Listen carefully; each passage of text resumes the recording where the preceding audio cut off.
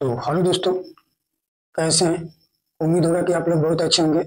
तो आज हम आपको संस्कृत पढ़ाने वाले हैं। देखिए, संस्कृत में अनुवाद कैसे करें।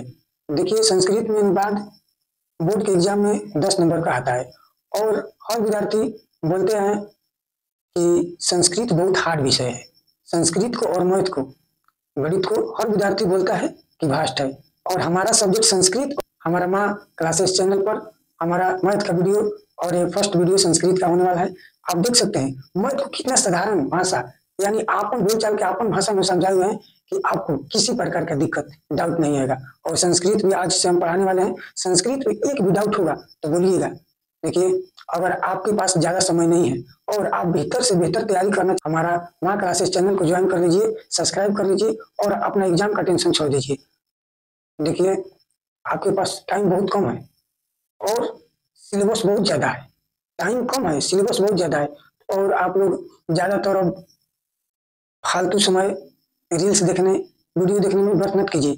अपने लगन से, हम बार बार समझा रहे हैं, अपने तन मन धन से बस मेरे जितना वीडियो आ रहा है देखिए, आर ना पार आपका रिजल्ट 400 पार आएगा, हम गारंटी लेते हैं। तो आप लोगों को कैसे पढ़ना है, ठंडा तो लग रहा है लेकिन ठंडा से लड़ना सीखना है। एक कहावत किसी ने कहा है कि तूफानों से आंख मिलाओ, तूफानों से आंख मिलाओ, सवालों पर वार करो। और तूफानों से आंख मिलाओ, सवालों से वार करो, मलाहों का चक्कर छोड़ो, तैर के दरिया पार करो, तैर के दरिया पार करो। इसलिए किसी के सहारे नहीं बैठना चाहिए कि वो आएगा तो नैया आएगी, मलाहा आएगा तो नैया से दरिया पार कराएगा। आप लोग को वैसा नहीं, आप लोग को तैर कर आगे बढ़ना है, यानी कि ठंडी से लड़कर आगे बढ़ना है। तो चलिए, हम आज आप लोग को बता रहे हैं संस्कृत में अनुवाद कैसे करें। आपको हम बेसिक तरीका से बताएंगे और आपका 10 नंबर फिक्स एकदम दिला के रहेंगे। तो चलिए देखते हैं। देखिए, संस्कृत में ये तो जानते हैं एक वचन, द्विवचन और बहुवचन। संस्कृत में क्या होता है, एक वचन, द्विवचन, बहुवचन। और देखिए, एक प्रथम पुरुष इसको बोलते हैं। क्या बोलते हैं? प्रथम पुरुष। जैसे इंग्लिश में होता है first person, second person, third person, इसी प्रकार संस्कृत में आ जाइए। कैसे होता है? फर्स्ट पर्सन में क्या होता है? आई। सेकंड पर्सन का यू यू। इसी प्रकार है, ये क्या है? प्रथम पुरुष।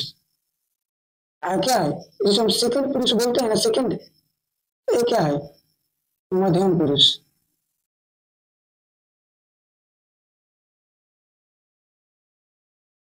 प्रथम पुरुष, ये मध्यम पुरुष। और जिसको थर्ड पर्सन बोलते हैं, यहाँ उसी को हम लोग क्या बोलते हैं? उत्तम पुरुष। देखिए, आप लोग इंग्लिश में पढ़ते हैं ना, फर्स्ट पर्सन में क्या होता है? I we. Second person, third person. उसी प्रकार संस्कृत में क्या होता है? प्रथम पुरुष, मध्यम पुरुष, उत्तम पुरुष। संस्कृत में चेंज कर देता है, प्रथम पुरुष, मध्यम पुरुष, उत्तम पुरुष। लेकिन हम लोग क्या है? बिहारी है, हम लोग को घबराना नहीं है। क्या है? ठीक है, क्या कहेंगे? फर्स्ट पर्सन को प्रथम पुरुष कहेंगे, मध्यम पुरुष कहेंगे, उत्तम पुरुष कहेंगे। तो देखिए, सबसे पहले अनुवाद करने से पहले ये मालूम होना चाहिए आप लोगों को कि शौक वह का मीनिंग क्या होता है। जिस वह का हिंदी में क्या होता है? ही होता है। तो यहाँ वह का क्या होता है? सौ। वे दोनों के तय, वे दोनों को तय, वे लोग को ते, तुम के तवम, तुम दोनों को युवाम, तुम लोग को युवम। उसी प्रकार मैं को अहम, हम दोनों को अवाम, हम लोग को व्याम। इसको याद करने के लिए आप लोग क्या करना है? सब तौती, तम ज्वम जीवम, अहम वाम वयम। देखिए कितना आसान है, याद करना है। स, ये बोलिए स। देखिए आप लोग 2-3 बार रख लीजिएगा तो इसको याद हो जाएगा। स तौती, स तौते, तवम याम जीवम, अहम अवाम वयम। ये याद करना है। और जैसे इंग्लिश में होता है कि इज लगेगा कि आर लगेगा, उसी प्रकार यहाँ पर भी एक होता है, क्या? लट लकार। उसमें होता है ना वर्तमान काल, भूतकाल, भविष्य काल। उसी में होता है पास्ट काल, मतलब past tense, future tense, present tense. उसी प्रकार इसी में होता है लट लकार, लंग लकार, लिट लकार।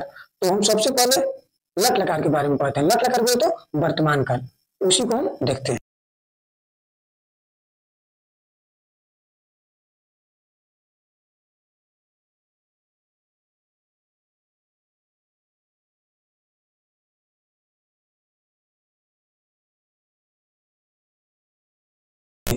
जैसे होता है यहाँ लट लकार, मान लीजिए क्या है? प्रेजेंट टेंस यानी वर्तमान काल। इंग्लिश में तो सब और कोई पढ़ा होगा प्रेजेंट टेंस। तो इसी में संस्कृत में क्या बोलते हैं लट लकार। लट लकार यानी कि वर्तमान काल, काम तुरंत हो रहा है। जैसे वह पढ़ता है, उसके बारे में कहा जा रहा है, वह दौड़ता है, वह जाता है, वह खाता है, तुम दोनों पढ़ते हो, तुम दोनों भाई हो। ऐसा संवाद जो तुरंत वर्तमान काल मतलब वर्तमान में जो हो रहा है उसी को आप देख लीजिए। ये क्या है? इसको याद रखने के लिए बस एक आप लोग याद कर लीजिएगा, सौ का स्पेलिंग, वह का स्पेलिंग सौ होता है, तो वो दोनों के तो होता है। इसी प्रकार मैं का हम होता है, ये आप लोग याद कर लीजिएगा। ये सहायक क्रिया है। जैसे याद करने के लिए हम बता दे रहे हैं, आपको याद करना है ती त अंति सी थ थ आमी आव आम। देख लीजिए, प्रथम पुरुष में है, ये मध्यम पुरुष है, यह उत्तम पुरुष है। इसी प्रकार है, लेकिन हम समझाने इसी में रहता है, लेकिन हम समझाने के लिए अलग किए। देखिए ती त अंति, याद होगा, ती त अंति सी थ थ आमी आव आम, आमी आव आम। अब देख लीजिए अनुवाद कितना आसान हो जाएगा, हम आपको दिखा दे रहे हैं। मान लीजिए कि अनुवाद की मैं घर जाता हूँ, मैं घर जाता हूँ, अभी ना जा रहा हूँ। तो देख लीजिए बनाने के लिए आसान, मैं का स्पेलिंग क्या होता है? अहम। क्या होता है? अहम। तो मैं की जगह पर आप क्या लिखिएगा? अहम। कहाँ जा रहा है? घर। तो गृह हम, घर का क्या होता है? ये सब स्पेलिंग याद करना होगा, जैसे आप इंग्लिश में याद करते हैं उसी प्रकार में भी याद करना है। घर का होता है गृह। अब देखिए, अब इस सहायक क्रिया में क्या लगेगा? जाना का क्या होता है? गच्छ। गच्छ। अब देखिए गच्छ, तो मैं के साथ क्या है? उत्तम पुरुष का एक वचन। तो उत्तम पुरुष का एक वचन आमी, तो क्या हो जाएगा? गच्छामी।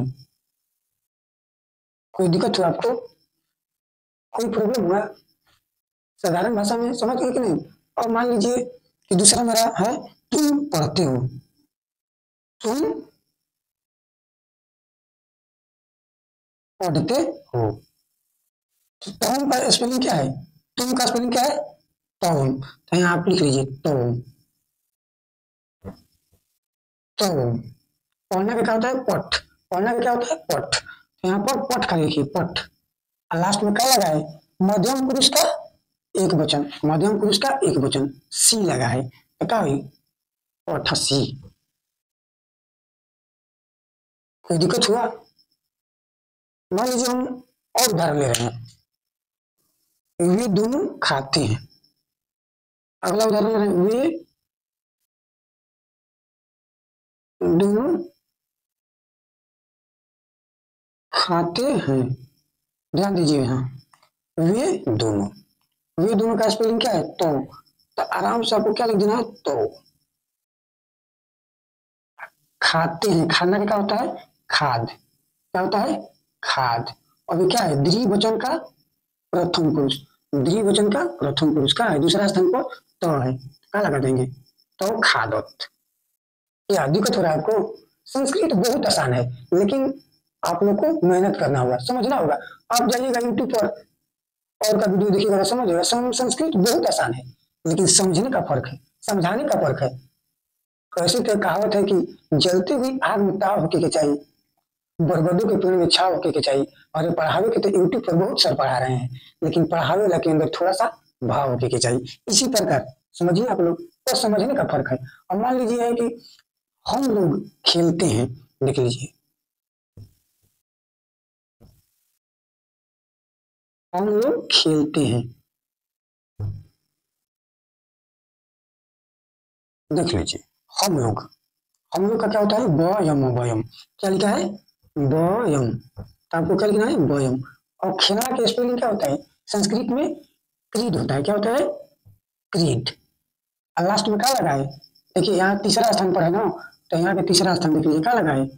आम। तो क्या? कीडाम। कोई प्रॉब्लम हुआ? बस आपको समझने का फर्क है। और मान लीजिए हम लेते हैं कि तुम दोनों, तुम लोग घर नहीं, तुम लोग स्कूल जाते हो। लेते हैं तुम लोग,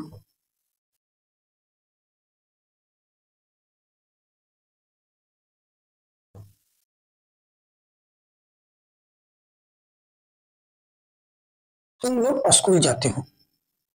देखिए कैसे बनेगा? तुम लोग स्कूल जाते हो, तो तुम लोग का स्पेलिंग क्या होता है? तुम लोग का एवं। एवं क्या होता है? एवं। तुम लोग को एवं होगा। स्कूल का विद्यालयम, विद्या विद्यालय विद्यालयम।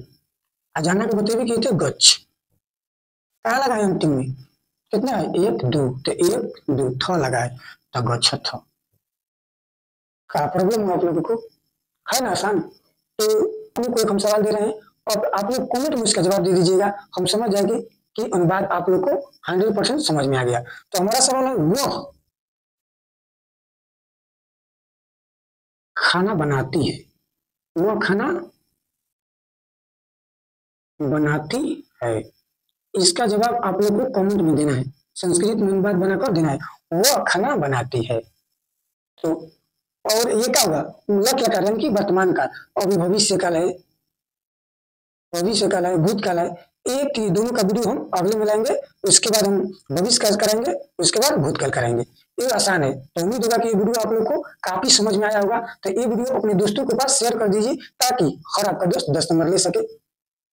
अपना खातिर तो कुकरी बिलार जिएला, जी दूसरा खातिर जिएला ना, वो असल इंसान होला। तो अपना खातिर नहीं जिए के, दूसरों खातिर जिए के बा। तो ये वीडियो दूसरा के पास शेयर करी और हमार माँ क्लासेस चैनल को सपोर्ट करी, सब्सक्राइब करी, ताकि हमनियों को मनोबल बढ़ो कि हमनी के। थैंक यू, धन्यवाद।